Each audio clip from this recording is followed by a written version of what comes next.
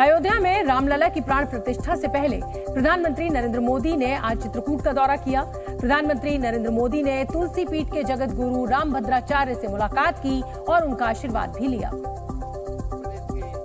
और वहां से जो तस्वीरें सामने आई उसमें प्रधानमंत्री नरेंद्र मोदी खुद जगत गुरु रामभद्राचार्य का हाथ पकड़कर उन्हें आसन तक ले जाते दिखे। इस दौरान जगत गुरु रामभद्राचार्य ने प्रधानमंत्री को अपने गले से लगा लिया और आशीर्वाद दिया। इसके बाद पीएम मोदी आगे बढ़े और उन्हें उनकी कुर्सी पर बैठाया, जिसके बाद जगत गुरु रामभद्राचार्य ने माला पहनाकर पीएम मोदी का स्वागत किया। श्री रामभद्राचार्य ने प्रधानमंत्री को एक गदा भेंट की, जिसे देखकर पीएम मोदी भी मुस्कुराते नजर आए।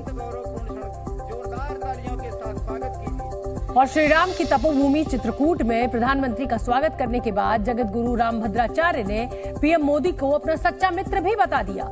जगत गुरु रामभद्राचार्य ने दावा किया कि सांसारिक जीवन में उनके केवल 2 ही मित्र हैं,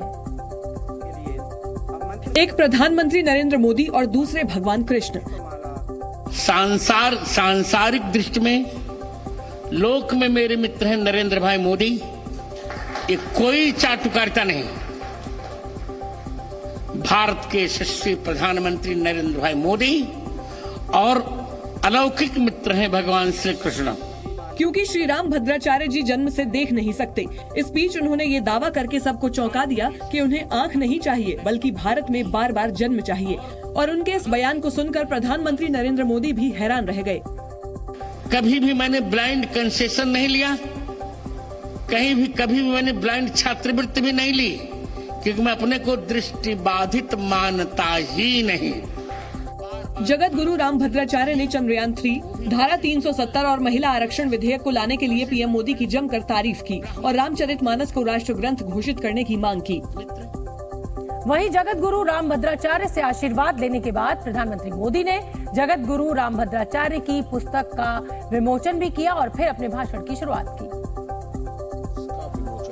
प्रधानमंत्री नरेंद्र मोदी ने चित्रकूट में बिना नाम लिए हिंदुस्तान पर हुए विदेशी हमलों का भी जिक्र किया और दावा किया कि विदेशी हमलों के बावजूद हमारी संस्कृति, हमारी भाषा अपना अस्तित्व बचाए हुए है। गुलामी के 1000 साल के कालखंड में भारत को तरह तरह से जड़ों से उखाड़ने का प्रयास हुआ।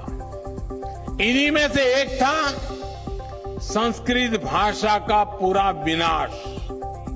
इससे पहले प्रधानमंत्री नरेंद्र मोदी ने दिवंगत उद्योगपति अरविंद भाई मफतलाल की समाधि पर पुष्प अर्पित किए और मफतलाल की 100वीं जयंती पर टिकट जारी किया।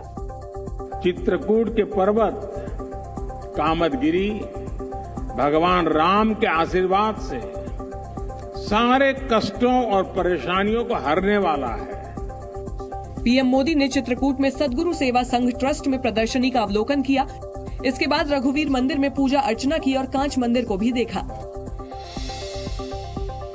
प्रधानमंत्री नरेंद्र मोदी ने दिल्ली के भारत मंडपम में 3 दिनों तक चलने वाले इंडिया मोबाइल कांग्रेस 2023 इवेंट का उद्घाटन किया।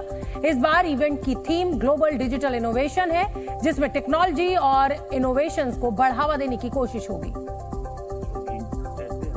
इस इवेंट की शुरुआत करने के साथ ही पीएम वहां मौजूद सभी स्टॉलों पर गए और उनकी टेक्नोलॉजी की जानकारी ली। इवेंट में 5G के विस्तार, 6G की तैयारियों, broadcasting, drone device manufacturing, semiconductor production, AI और सस्टेनेबल टेक्नोलॉजी पर फोकस किया गया है। इस दौरान पीएम ने 2014 के पहले की सरकार पर भी निशाना साधा। तब की सरकार ही हैंग हो गए वाले मोड में थी।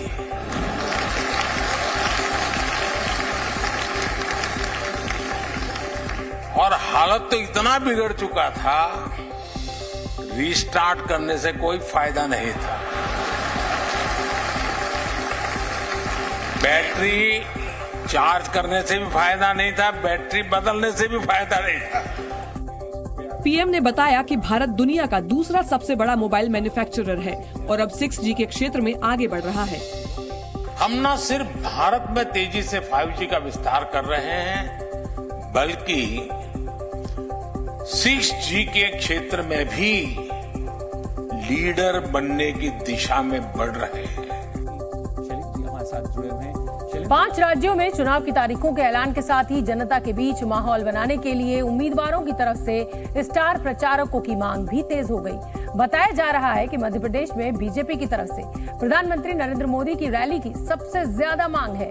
पीएम मोदी के अलावा बीजेपी के उम्मीदवार अपने इलाके में अमित शाह और मुख्यमंत्री योगी आदित्यनाथ की भी जनसभा चाहते हैं। कहा यह भी जा रहा है कि बीजेपी के ज्यादातर उम्मीदवार पीएम मोदी के बाद सीएम योगी को अपने प्रचार के लिए बुलाना चाहते हैं। इन नेताओं के अलावा बीजेपी की तरफ से गदर फिल्म में धमाल मचाने वाले सनी देओल की भी डिमांड है। जहां तक कांग्रेस की बात है तो विपक्ष के खेमे में सबसे ज्यादा राहुल गांधी और प्रियंका गांधी वाड्रा की मांग है। कांग्रेस के पक्ष में प्रचार के लिए कुछ उम्मीदवारों ने पार्टी अध्यक्ष मल्लिकार्जुन खड़गे और सचिन पायलट की भी मांग की है।